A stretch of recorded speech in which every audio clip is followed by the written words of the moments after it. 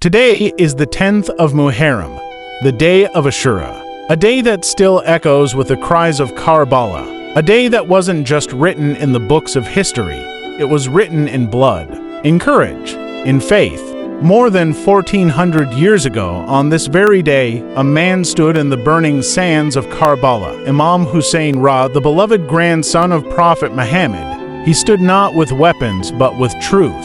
He stood not with power, but with purpose. And around him were his family, his children, his loyal companions, only 70 to brave hearts against an army of thousands. They were surrounded.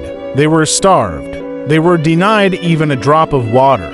And yet, not a single complaint came from Hussain not a single moment of doubt. He knew this wasn't just a fight. This was a sacrifice for the soul of Islam. A message that would live far beyond that battlefield. O soul at peace, return to your Lord, well-pleased and well-pleasing. Surah Al-Fajr 89 to 27 to 28. That's what Karbala was, a return to Allah, a proof that Islam wasn't spread by the sword, it was protected by the blood of those who refused to bow to falsehood. And in that final moment, when the camp had burned, the companions had fallen, the children were crying. Imam Hussain stood alone, thirsty, wounded, but with his head held high and his heart still full of Allah. He looked toward the sky and said, "Greater than, O Ali, I'm content with your decree. I surrender to your will." Even in pain, he trusted Allah. Even in loss, he held on to faith. That is why we remember Karbala today, not just to cry for Hussain but to learn from him. To ask ourselves, have I stood for truth when it was hard? Have I remained patient when I was tested? Have I given up comfort for the sake of my deen? Today is not just about history, it's about reflection. The Prophet fasted on this day to remember how Allah saved Musa as from Pharaoh. And we fast today to honor that mercy and to purify our sins.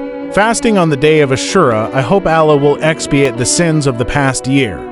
Sahih Muslim 1162.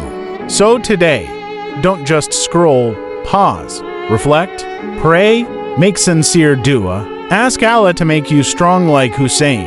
Ask him to keep you firm even when the world tries to shake your faith. And whisper for every soul suffering injustice today, in Gaza, in Kashmir, in silence. Because Karbala still lives in the hearts of the oppressed. And Hussein's message still whispers, greater than truth is never alone. Allah is always with it.